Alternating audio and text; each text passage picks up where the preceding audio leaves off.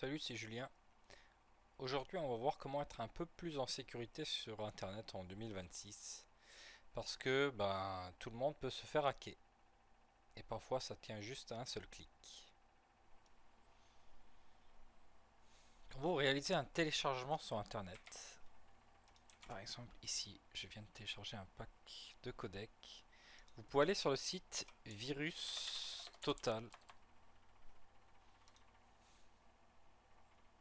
et vous pouvez vérifier via ce site si tout est cohérent et tout est OK. Si jamais il y a quoi que ce soit d'anormal, vous aurez du rouge à la place du vert et il y aurait marqué Detected par une des méthodes de détection et un des antivirus parmi la liste. Donc super utile quand vous téléchargez un programme et vous n'êtes pas vraiment sûr de la source. Moi je vous conseille toujours d'aller sur Virus Total et de vérifier juste au cas où. Autre point important, ce que je vous conseille de faire, c'est activer la double authentification sur vos différents comptes, sur les différents sites que vous allez utiliser, ou même les différentes applis, et de télécharger l'application OTI. Donc elle est disponible sur Apple Store ou Android.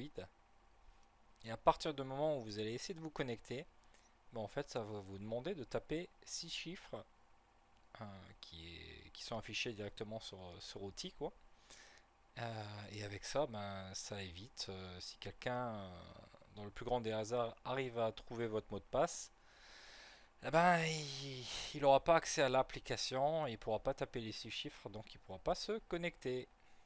Donc c'est une méthode qui est sécurisée et je vous conseille fortement de l'utiliser.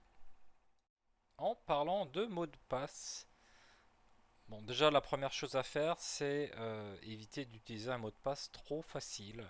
Donc pas de mot du dictionnaire, pas AZERTY 1, 2, 3, pas ces choses-là. Normalement, il faut choisir un mot de passe avec une majuscule, une minuscule, des caractères spéciaux et de longueur, ce qui est très important.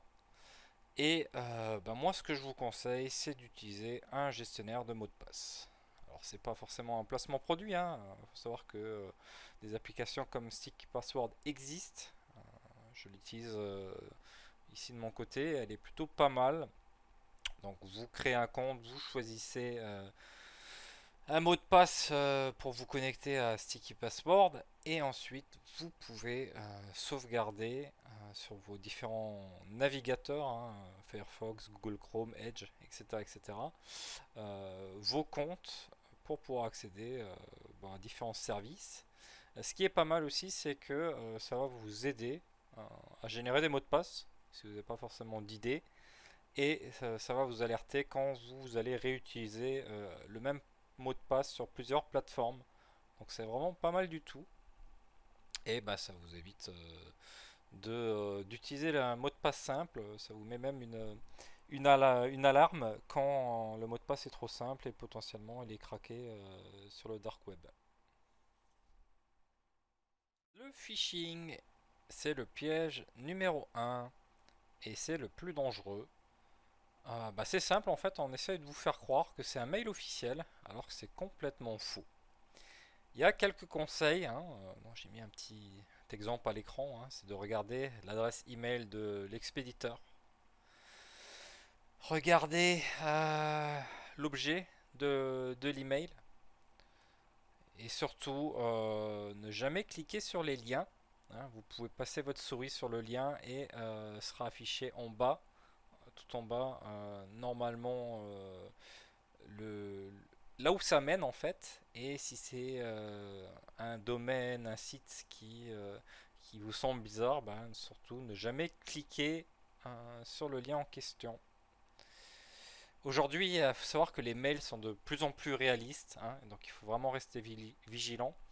Dans les adresses mail ou même dans les noms de contact, hein, des fois vous rajoutez un petit zéro ou même usurper certaines fois l'identité de certaines personnes. Donc n'hésitez pas à remettre tout en question et à ne pas forcément cliquer sur n'importe quel lien. Restez très vigilant aussi avec tous les SMS frauduleux, hein, vous disant j'ai pas pu vous livrer votre colis, etc., etc. n'hésitez pas à supprimer et signaler les différents SMS dès que vous en réceptionnez un.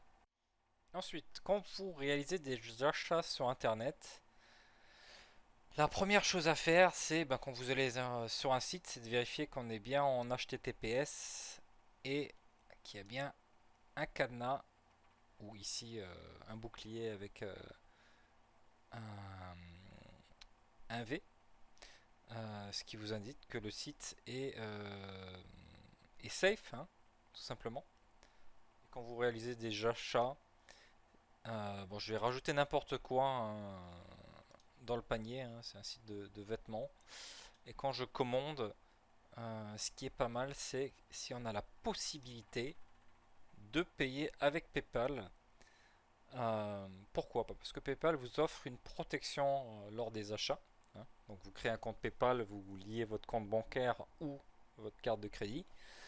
Et en cas de problème, en général, si vous avez un article qui est endommagé ou si le vendeur ne vous expédie pas la commande, vous pouvez faire un litige PayPal et vous êtes dans 99% des cas couvert et remboursé.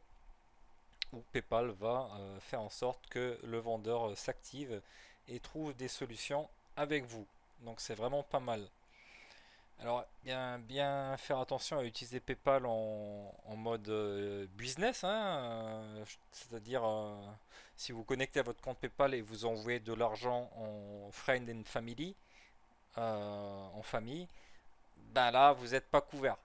Donc bon, en général, si vous allez sur un site et vous faites payer avec PayPal, vous vous connectez et là dans ce cas-là vous êtes couvert par la protection PayPal et c'est super utile lorsque vous faites des achats sur internet. Moi personnellement il m'est arrivé de ne pas forcément acheter sur un site justement parce qu'il n'y avait que les cartes de crédit et il n'y avait pas d'option où on pouvait payer avec PayPal. Merci d'avoir regardé cette vidéo.